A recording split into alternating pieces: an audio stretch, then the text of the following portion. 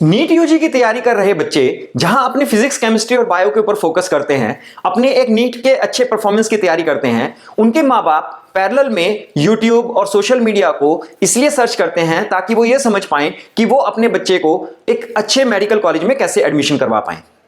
But unfortunately India में medical admission एक इतना कॉम्प्लेक्स और इतना कंफ्यूजिंग प्रोसेस है कि most of the parents are not able to optimise the process so that their child can get into the best possible medical college.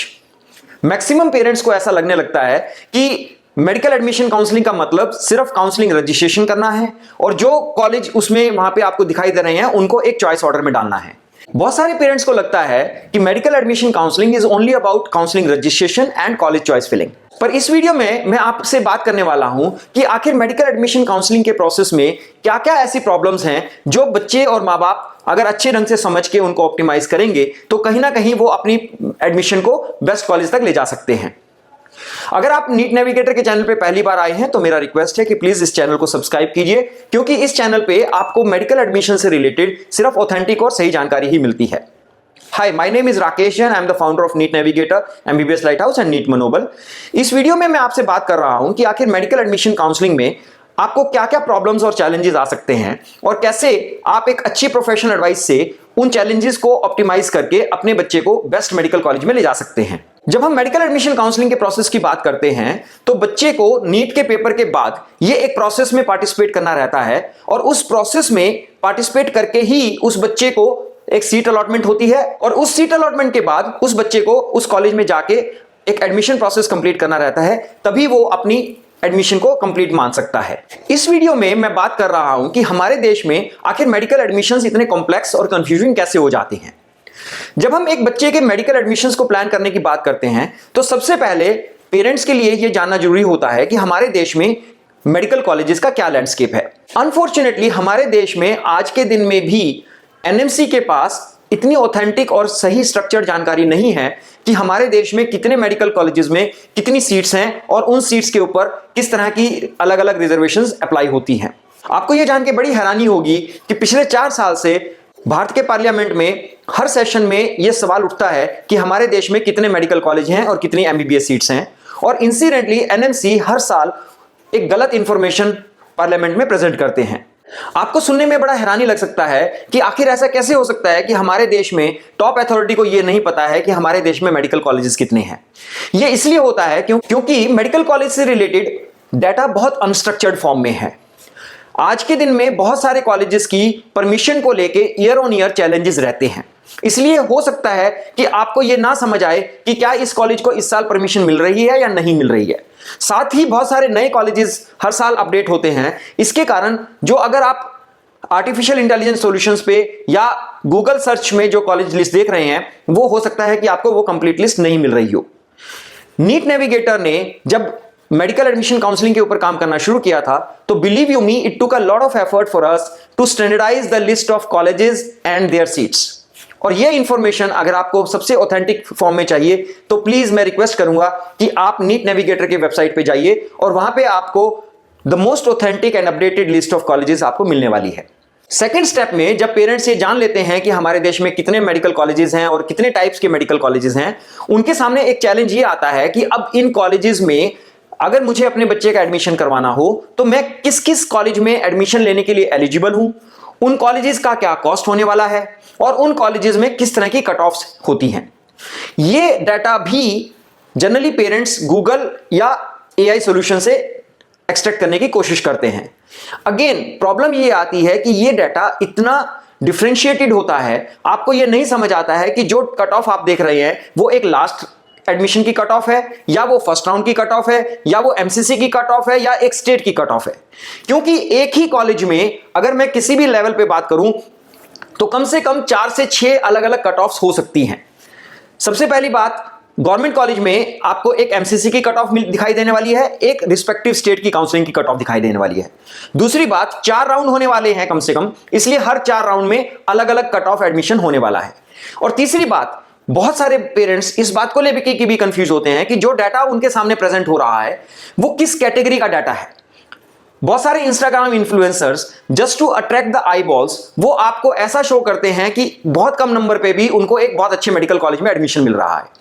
पर वो यहां पे ये डिस्क्लोजर नहीं देते हैं कि आखिर उनको किस प्रोविजन के अंडर वो एडमिशन मिला। और पेरेंट्स और बच्चों के लिए ये समझना बहुत मुश्किल होता है कि हमारे देश में कितने अलग अलग रिजर्वेशंस और अलग अलग प्रोविजंस हैं जिनके कारण कि आपको सीट अलॉटमेंट हो सकती है। तो ये एक बहुत बड़ी सिरदर्दी होती है एक पेरेंट्स और बच्चों के लिए समझने में कि कौन कौन से कॉलेजेस में किस तरह की कट ऑफ्स, किस तरह का फीस स्ट्रक्चर और किस तरह की रिजर्वेशन कैटेगरीज है। तीसरी बात उनको यह समझना होता है कि जिस कॉलेज में उनको एडमिशन मिल सकता है उस कॉलेज में एडमिशन लेने के लिए उनको कौन कौन सी काउंसलिंग्स को टारगेट करना चाहिए। अब यहां पे एक और प्रॉब्लम आती है कि काउंसलिंग के एलिजिबिलिटी रूल्स बहुत कॉम्प्लेक्स होते हैं। उसमें उनकी एकेडमिक बैकग्राउंड का भी फैक्टर हो सकता है, उनके वहां पे रेजिडेंसी का भी फैक्टर हो सकता है और उनकी वहां पे पेरेंटल रेजिडेंसी का भी फैक्टर हो सकता है। तो एक बच्चे को यह समझने के लिए या पेरेंट्स को यह समझने के लिए कि उनकी किस काउंसलिंग में एलिजिबिलिटी डिफाइन होती है, उनको उस काउंसलिंग के प्रोस्पेक्टस को बहुत डिटेल से पढ़ना जरूरी रहता है।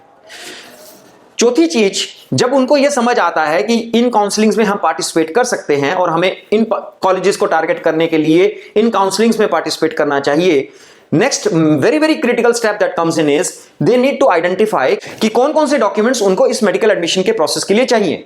क्योंकि कोई भी डॉक्यूमेंट की एब्सेंस उनके एडमिशन को कैंसिल कर सकती है। Fourth thing that they need to focus is कि उनको कहां पे एडमिशन जो मिल सकता है उनमें से कौन कौन से कॉलेजेस में उनको एडमिशन लेना चाहिए। यह बात मैं इसलिए कह रहा हूं क्योंकि अगर आपके सिर्फ 150 नंबर 200 नंबर भी हैं, आपने सिर्फ क्वालिफाई भी किया है, तो भी ऐसा नहीं होता है कि आपको सिर्फ एक ही कॉलेज में एडमिशन मिल सकता है। किसी भी लेवल पे कम से कम 20 से 25 कॉलेज ऐसे होंगे ही होंगे जहां पे आपको एडमिशन मिल सकता है। अब आपके लिए यह बड़ा मुश्किल हो सकता है कि यह सिलेक्ट करना कि इन 20-25 में से कौन सा कॉलेज मेरे बच्चे के लिए बेस्ट रहेगा। तो यह डिसीजन लेने के लिए भी कहीं ना कहीं बच्चे और पेरेंट्स गूगल और सोशल मीडिया का हेल्प लेते हैं, यह समझने के लिए कि उन 20 में से कौन सा कॉलेज उनके लिए अच्छा होने वाला है। बट प्लीज अंडरस्टैंड, कोई भी सोशल मीडिया या कोई भी यूट्यूब आपको स्पेसिफिक उन 20 कॉलेजेस में से कंपैरिजन नहीं दे सकता। आपको उसके लिए एक प्रोफेशनल गाइडेंस चाहिए ही होती है, क्योंकि यह एक बहुत पर्सनलाइज्ड डिस्कशन है। पांचवी बात जहां पे बच्चों और मां बाप को फोकस करना पड़ता है कि उन काउंसलिंग्स में जिसमें वो पार्टिसिपेट कर रहे हैं उनके काउंसलिंग के डिफरेंट रूल्स एंड रेगुलेशंस को उनको समझना जरूरी रहता है। उनको उन काउंसलिंग के अपग्रेड से रिलेटेड, एग्जिट से रिलेटेड रूल्स एंड रेगुलेशन को समझना जरूरी होता है, क्योंकि अगर उन्होंने उन रूल्स का कोई भी वायलेशन किया तो उनकी उसको फाइनेंशियल पेनल्टी पे करनी पड़ती है। इस प्रोसेस का सिक्स्थ जो इंपॉर्टेंट स्टेप होता है कि उनको जो काउंसलिंग्स उन्होंने प्लान की हैं उन सभी काउंसलिंग्स के रेगुलर नोटिसेस और अपडेट्स के बारे में जानने के लिए उनको उन काउंसलिंग वेबसाइट्स पे उनको विजिट करना रहता है। यह एक इतना फ्रस्ट्रेटिंग प्रोसेस हो सकता है जैसे कि 2025 में काउंसलिंग्स के एक राउंड में 10-10 बार रीशेड्यूल हुआ। और आप सोचिए कि अगर आपको बार बार उस वेबसाइट को सिर्फ उस अपडेट के लिए चेक करना पड़े तो आपके लिए कितना फ्रस्ट्रेशन वाला काम हो सकता है। Seventh confusion that comes to the parents mind is कि जब वो काउंसलिंग में रजिस्टर करते हैं तो उन काउंसलिंग रजिस्ट्रेशंस में बहुत सारे ऐसे फील्ड्स होते हैं जिनमें पेरेंट्स या बच्चे ये नहीं समझ पाते कि उनको क्या इनपुट देना चाहिए। Filling up a counselling registration form is very critical and sensitive. अगर आपने कोई भी गलती की तो वो सिर्फ ना आपके काउंसलिंग रजिस्ट्रेशन को कैंसिल कर सकता है, बल्कि आपके एडमिशन के टाइम पे भी, आपको एडमिशन होने के बाद भी आपका एडमिशन कैंसिल हो सकता है। यह जानना जरूरी है कि काउंसलिंग रजिस्ट्रेशन में जो भी आप डिटेल भर रहे हैं वो बिल्कुल सही भरें और बिल्कुल जो आपसे रिलेवेंट हो वही आप डिटेल डालें। कोई भी यूट्यूब वीडियो आपको एक जनरल फॉर्म में बता सकता है कि काउंसलिंग रजिस्ट्रेशन कैसे करना चाहिए, बट बहुत सारे फील्ड्स में जैसे कि कैटेगरी क्या है, आपका कोटा क्या है, इन सब के लिए स्पेसिफिक आपके कैटेगरी और कोटा की अंडरस्टैंडिंग होना जरूरी होता है। एट्थ चैलेंज जो कि हम इस मेडिकल एडमिशन में फेस करते हैं कि क्योंकि हर बच्चा कम से कम 2 या 3 काउंसलिंग्स में पार्टिसिपेट कर सकता है, तो यह होता है कि उन काउंसलिंग्स की डिफरेंट टाइमलाइंस ओवरलैप करती हैं और बच्चे और पेरेंट्स को यह नहीं समझ आ पाता कि उन टाइमलाइंस के ओवरलैप में उनको अगर कोई डिसीजन मेकिंग करना हो तो कैसे करना है। फॉर एग्जाम्पल, आपको अगर एमसीसी से भी सीट अलॉटमेंट हो गई है, अब आपको एमसीसी से सीट अलॉटमेंट के बाद ज्वाइनिंग करना चाहते हैं, बट आप ये भी चाहते हैं कि मैं अपने स्टेट के लिए वेट करूं, तो आपको यह नहीं समझ आता है कि क्या स्टेट के वेट करने का फायदा है या कहीं ऐसा ना हो कि हमने एमसीसी में ज्वाइन कर लिया और उसके बाद हम स्टेट से बाहर हो जाएं। तो आपको यह जानना जरूरी होता है कि जो टाइम ओवरलैप हो रहे हैं उनको कैसे मैनेज करना है। 9th एक बहुत क्रिटिकल स्टेप होता है कि आपको जो आपके काउंसलिंग रजिस्ट्रेशंस जो किए हैं आपने, उनमें आपको राउंड वाइज जो मेरिट मूवमेंट हो रही है उसको ट्रैक करना और उसके रिलेटेड डिसीजन मेकिंग करना बहुत जरूरी होता है। क्योंकि अगर आप सभी राउंड्स को ट्रैक नहीं करेंगे, आप उसमें मेरिट मूवमेंट को ट्रैक नहीं करेंगे, तो आप ये डिसीजन नहीं ले सकते कि मेरे को कौन से राउंड में कौन सा बेस्ट कॉलेज मिल सकता है। इन सब चीजों को आप अगर हिस्टोरिकल डाटा के बेस पे यूज करने की बात करेंगे तो हिस्टोरिकल डाटा आपको सिर्फ राउंड 1 की डिसीजन मेकिंग में हेल्प कर सकता है। राउंड 2 ऑनवर्ड्स आपको रियल टाइम डाटा पे ही डिसीजन मेकिंग करनी पड़ती है, जो कि बहुत कॉम्प्लेक्स होती है। वो कॉम्प्लेक्स इसलिए होती है क्योंकि जो काउंसलिंग रिजल्ट्स पब्लिश होते हैं वो बहुत अनस्ट्रक्चर्ड फॉर्म में पब्लिश होते हैं। उन शीट्स को आपको प्रोसेस करना होता है एक मीनिंगफुल एनालिसिस निकालने के लिए कि अगले राउंड में एक डाटा मूवमेंट कैसे हो सकती है। तो ये एक बहुत क्रिटिकल स्टेप है जिसको अगर आपने ऑप्टिमाइज नहीं किया तो आप कहीं ना कहीं डर में या एक फ्रस्ट्रेशन में एक गलत डिसीजन ले लेते हैं। Last but not the least, the 10th most important step is that they have to physically go to the college and complete the admission process. और वहां पे उनको एक बहुत ड्यू डिलीजेंस के लिए देखना पड़ता है कि उनके सभी डॉक्यूमेंट्स और सभी रिक्वायरमेंट्स पूरी हों ताकि उनका एडमिशन वहां पे प्रॉपर हो सके। इन सब चीजों के साथ साथ क्योंकि ये 3 से 4 महीने का प्रोसेस होने वाला है, तो पेरेंट्स के लिए बहुत क्रिटिकल होता है कि उनको एक साइकोलॉजिकल सपोर्ट और एक independent objective decision making support available रहे।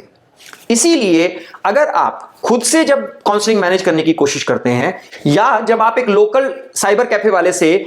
काउंसलिंग रजिस्ट्रेशन फॉर्म भरवाना पसंद करते हैं, तो सबसे बड़ा चैलेंज ये होता है कि आप कहीं ना कहीं अपने बच्चे के लिए जो बेस्ट कॉलेज हो सकता है उसको कॉम्प्रोमाइज कर रहे हैं।